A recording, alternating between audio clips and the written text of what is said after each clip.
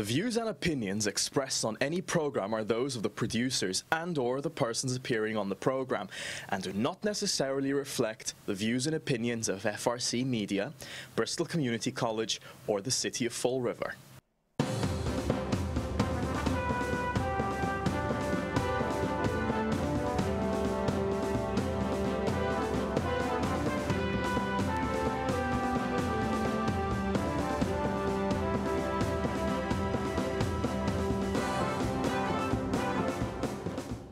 Well, hello. Welcome to Spindle City Straight Talk. I'm Chip. And I'm CJ. And it's Monday.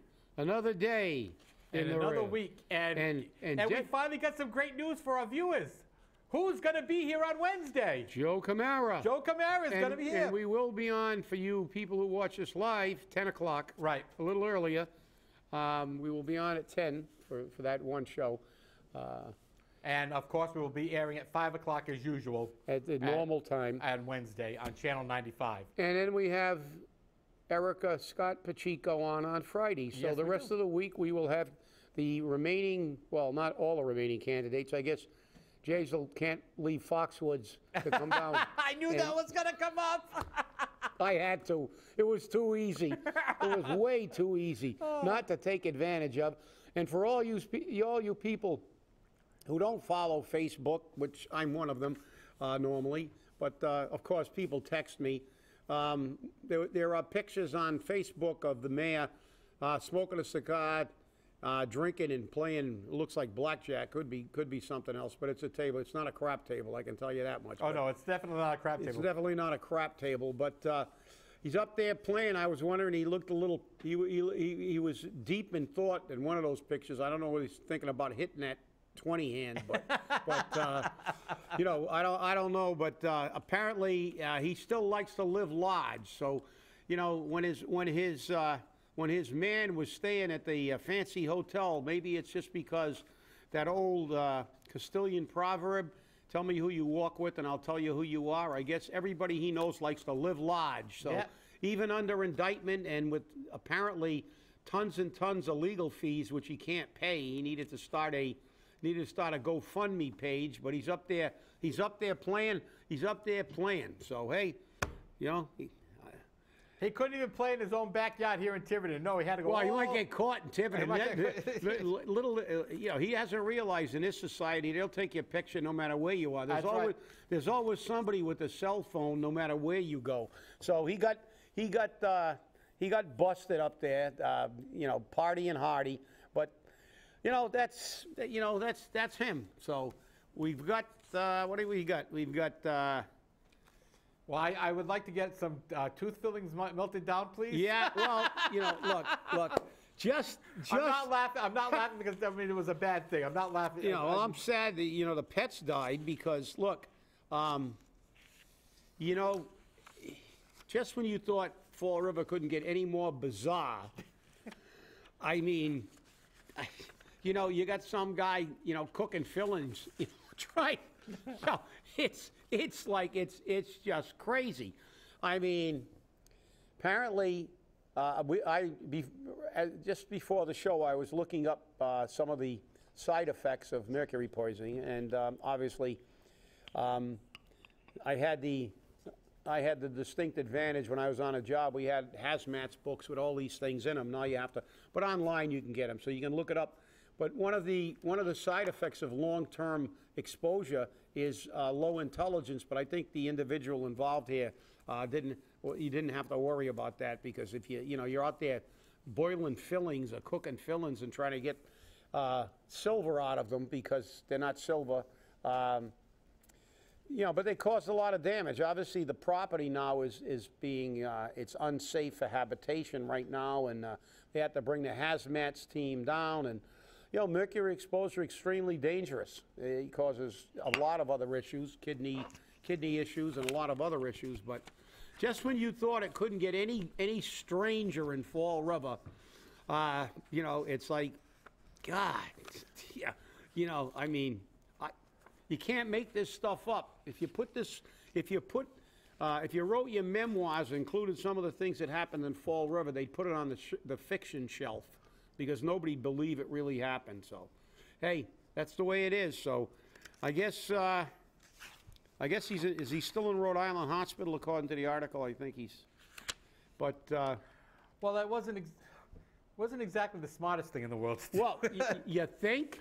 But it was silver. Come on. Yeah, silver. Yeah, it was silver. Yeah, amalgam silver. Yeah. Apparently, as I said, desperate for money. You know, now you're melting, and you know, the fillings were from his grandfather, who was a dentist. So yeah. So and the thing is that because he heated it up, it aerosolized. It put the mercury in a gas form. Yeah, it went through the entire building. It didn't just stay in this guy's apartment. It went through the entire building. Obviously, if cats and dogs are dying, it probably was outside the building too. Well, yeah, it got into a gaseous state, a vapor state, gaseous state, and then what happens then is after it dissipates and it cools down, it gets back into its, you know, it will then cool down, and there were droplets supposedly on the floor from what I read, and the pets ingested it and stuff and got some of it in, got some of the vapor in, and there were 3 pets that died in the apartment, and other people have gotten, of course, they don't have the tolerance for this stuff. They're more sensitive, and of course they, to it, and from the article, they were smaller pets that had even lower tolerance for it. Yeah. So, no, too bad. But the thing is that the building's now declared uninhabitable. Yeah. It's got big red tags on it from the city building inspector. Yeah, there's going to have to be a hazmat cleanup. Right. And probably better off bulldozing the building. So it's going to be expensive to clean that place up. Oh yeah, it's going to be probably more than the building's worth. Yeah. 'Cause, you know, one thing about those, you know, when you get one of those hazardous cleanup companies down, they get mega money, because obviously the cleanup is difficult. It has to be extremely thorough because they're liable once they're called in. Yep. They're liable. And also, the disposal of it is astronomically expensive. Exactly. You just can't go out in the backyard and dump the mercury in a barrel. You know, it's like hazardous materials disposal today is an extremely expensive thing. So whenever you get an incident that's going to require a major cleanup, you're looking at some serious money. I remember an old riddle. What's the only liquid that's dry? Mercury. Mercury, that's it's right. It's the only liquid that's dry. Yeah. And, you know, what was interesting was the fire chief that was on the Channel 10 and a few of the other news channels, said that, you know, if this was a thermometer, the concentrations would have been much lower. I don't even think they make mercury thermometers anymore. But I don't know. Yeah, I don't know. But I again, use the electronic one now. Because but it's true. If it was something like a small mercury thermometer, or I know mercury is still in thermostats. And years ago, they used to have them in blood pressure cuffs. Yes, they still do. You can still see some of those around. Yeah, and I think I still have one at my home from a you know, that I got from a doctor I knew, and you know, he's long passed away, and you know, but I had an old cuff, the type that you flipped up, and it was solid mercury, you know, and you know, they're pretty accurate, but. You said they've eliminated it in a lot of areas because it's extremely dangerous. Exactly. People think it's not dangerous, you know, but it's extreme. You know, it's.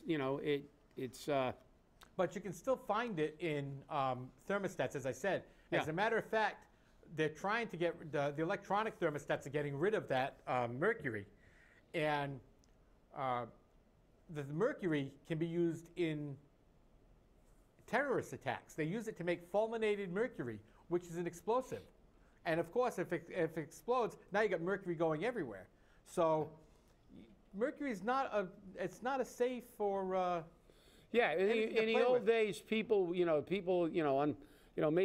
in the old days when they used a lot of mercury, of course, they weren't aware of a lot of these issues, but they also didn't have people who ate paint and, you know, ate boiled teeth, and, you know, everybody wasn't, today's society is just, you know, we've evolved in some respects and devolved in others. And like I said, sometimes you wonder how bizarre you know, they used lead paint for 150 years and nobody got lead poisoning because I guess in the old days when they actually used to believe in spare the rod, you know, spoil the child, and you can't do that anymore. You get incarcerated and you're considered a, you know, some kind of psychopath if you consider corporal punishment, but the reality is, I guess, we didn't have kids running around eating the paint off the walls.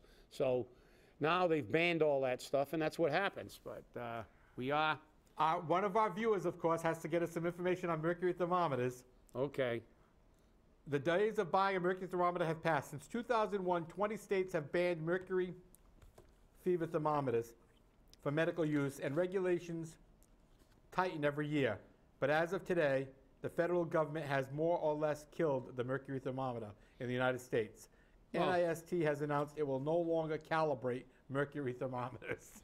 yeah, there you go. Well, it's still 30 states that haven't banned them, but there are other regulations, obviously, as the article said. Federal regulations. There's a lot of federal regulations regulating mercury, so even in those states where they're available, they're probably not really sold a lot. I remember, I mean, this goes way back, probably into the 1970s sometimes, the 60s and 70s, when they were dumping mercury on the West Coast in the water. Yeah. And fish were dying from such high levels of mercury. Yeah. But the problem was, some of those fish were being eaten by people, and they were suffering mercury poisoning. Yeah, there was a big thing a while back about tuna. Yeah. So, well, tuna has has mercury in it, and Right. some tuna had excessive amounts of mercury. And they were telling you if you ate a lot of tuna fish, you were at risk. So, yeah, you're right. You know, this is crazy, but hey, again, we got the bags and positions on bags and everything else, and pay as you throw. Well, that's what that was, that whole series of articles. It was one question from the Herald News that was posed to all 5 candidates, and that was, what do you think about pay as you throw, and how are you going to handle the trash? Yeah, but I just got to address this thing in the national level, because again, these things disturb me. Apparently, the Representative Omar from Minnesota, I believe, is she from Minnesota? Got to look it up.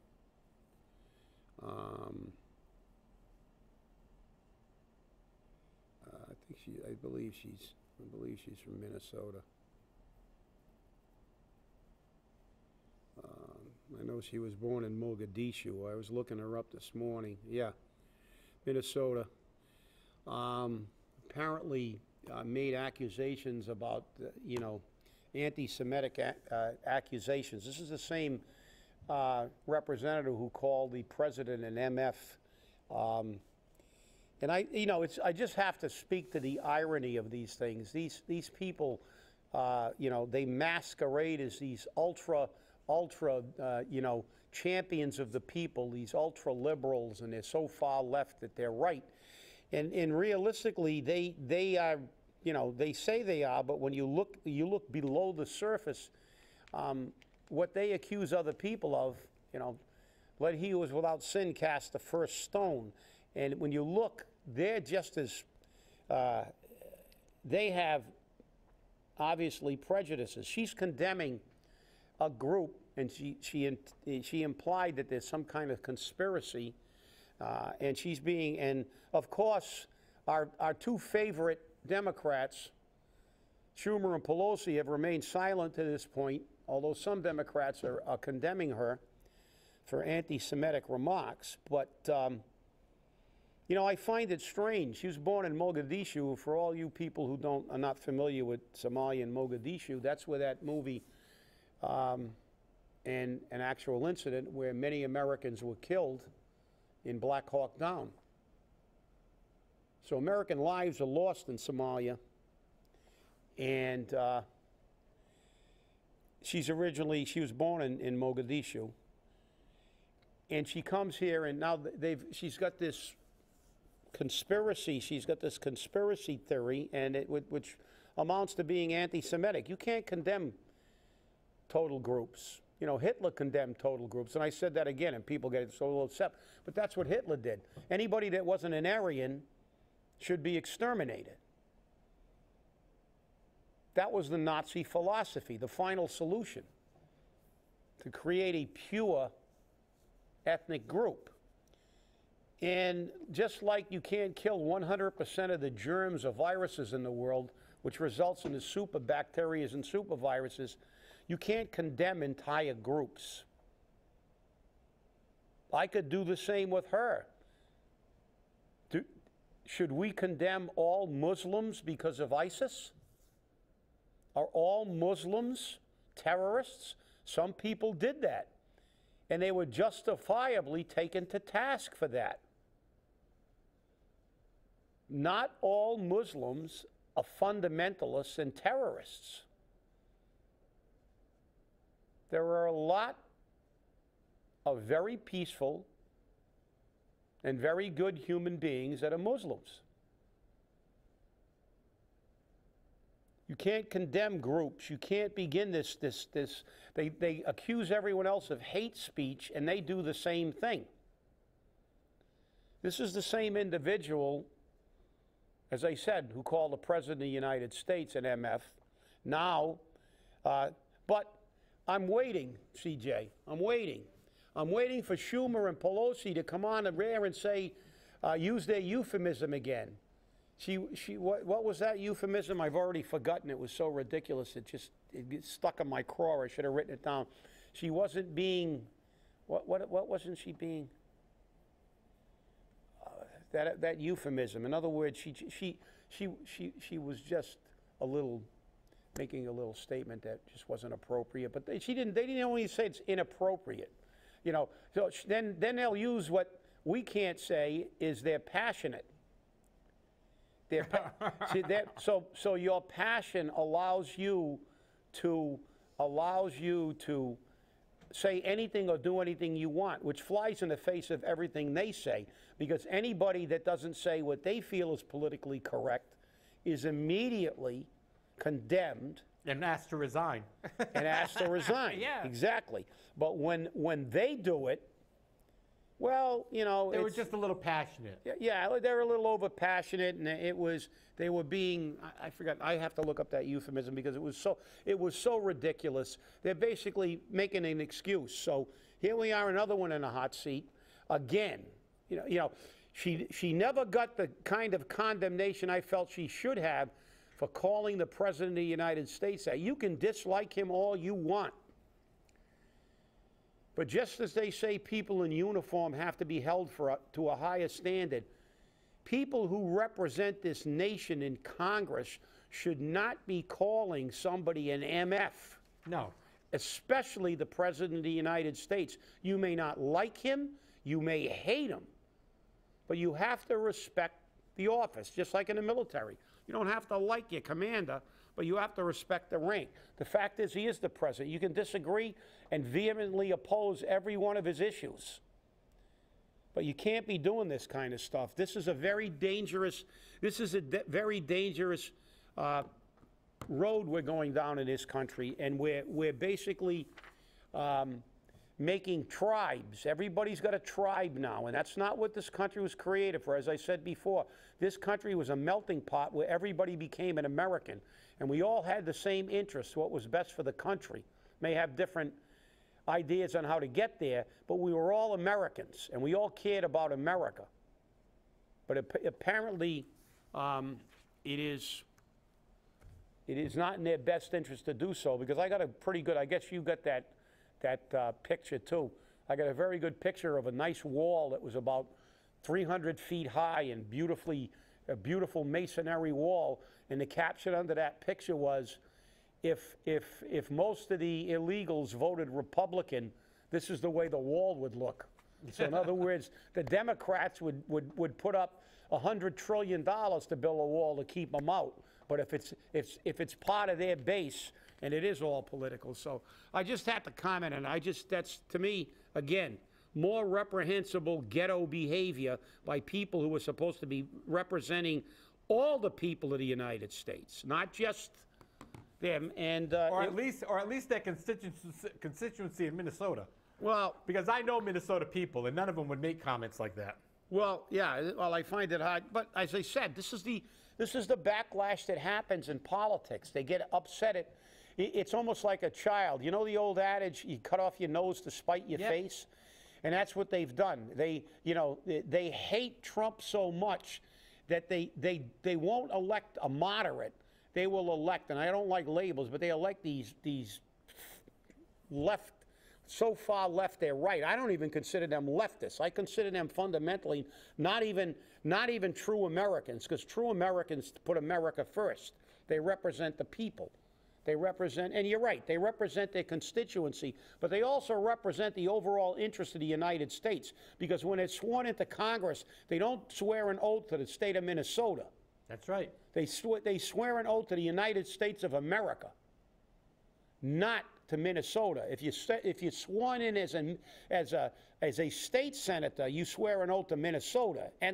But they represent the United States and every single inhabitant in the United States.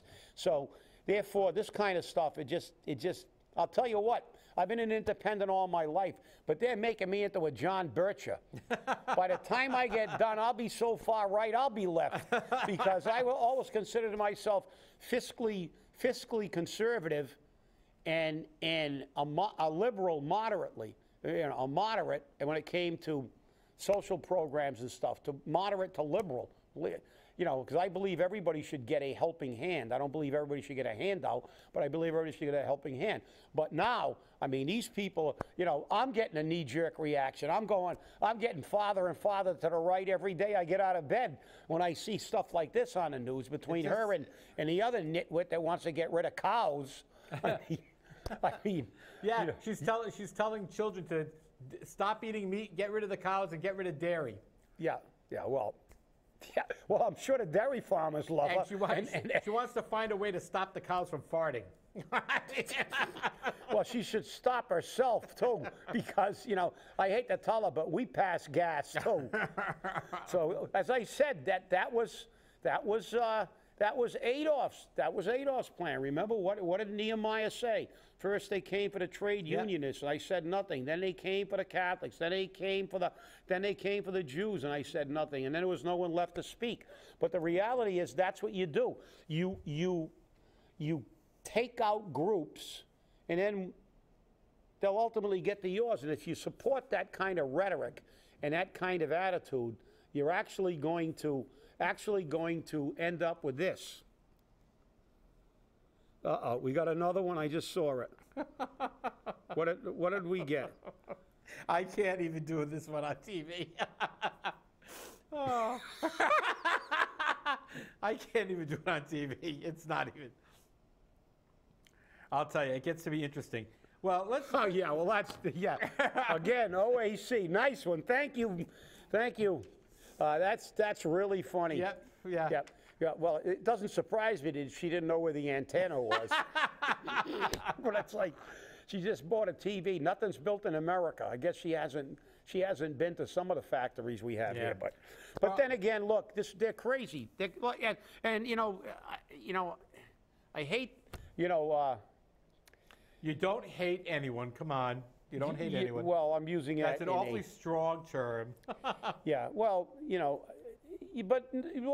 I actually probably have gone from disgust with something. I do hate this kind of rhetoric, because when you get this kind of rhetoric, it's so divisive. It causes people to be hurt. I mean, there are they cause these kind of riots. And for all of you who really want to see what actual rhetoric is, and go back and get on YouTube, and I know you guys all go on YouTube. Obviously, we're airing on YouTube right now. Yeah, and you're watching us on YouTube. Get in a search box and Google Malcolm X. In the Malcolm X, don't beg for a job, create one. And it's only about a 3-minute video. And one of the individuals who was branded as one of the most radical people in his era, gives a very cogent performance, and talks about it, because actually I sent that video to a friend, and and I will actually read you what I said. They should play this for all the blankety blank Congress members who want reparations and handouts for their non-productive, lazy constituents. One of the most profound and cogent quotes ever made came from a man branded as a radical, not from the mainstream. And this is his quote: "I am for truth, no matter who tells it. I am for justice, no matter who it is for or against.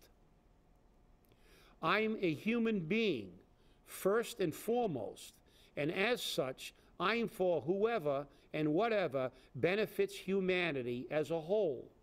Malcolm X. Call him a radical? No. Watch that video. You'll be amazed by what he said. And that video was done, I think, in the 70s. But these type of views where you want to disenfranchise people and call everybody, and then they complain when, as I said, I'm not vilifying all the Muslims. I think it's wrong. Yet she just, you know, everything to her is going to be, you know, it's a conspiracy. And I want to see the Democratic response. I want to see Pelosi and Schumer get up there and say this is wrong. Don't give me that BS and make some euphemism like, oh, she was just being a little overdramatic. No, what she said was wrong, hateful and wrong. And if anybody else said it, they would be asked to resign from their positions. They would be ostracized. And I know they're all over it, but let's see how the mainstream media outside of Fox News Network covers this, because they'll try to bury it as quickly as possible, just like her MF comment. So I'll tell you, dangerous times, at least in my opinion. Well, that's for sure. Well, again, I want to ask our viewers, you know, especially when you're coming up to Wednesday when City Councilor Joe Camara will be on, review the questions that the Herald News posed to them, because they're posing a lot of questions. And they're posing them to all 5 candidates. City Councilor Camara said Correa violated the law by suddenly ditching the pay-as-you-throw program. Quote, he simply wanted to have people think he's eliminated the program for the right reasons. I've always been against the program, and he could have eliminated the program in the last budget had he had a working relationship with the city council, said Camara. Now, 5 weeks before the re-election, Correa got rid of the pay-as-you-throw program for political reasons, said Camara, calling it in Correa's best interests.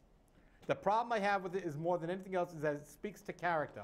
We were all sworn into office. I raised my right hand to uphold the Constitution of the United States, uphold the laws of the Commonwealth of Massachusetts, and also uphold the ordinances of Florida. And so did he. With the program under ordinance, Correa is violating local law, telling residents to violate the law and knowing there is no consequence. The thing is that if there's no bags to buy, you can't enforce an ordinance. How can you enforce it?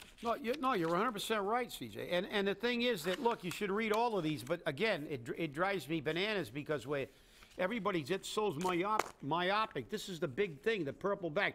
Look at their entire platforms. We're encouraging you. We're going to have Joe Camara, and we're going to have Erica Scott Pacheco on, and we're going to have the same format we had with the others. We're going to allow them to introduce themselves, let you get a feel for them. But by all means, research their positions, because the next time they're on, please send us questions that we want. We'll try to, because we are going to go into depth on not only how they come across personally, but on their platforms, and ask them how they're going to implement these things to make Fall River a better place and move it forward.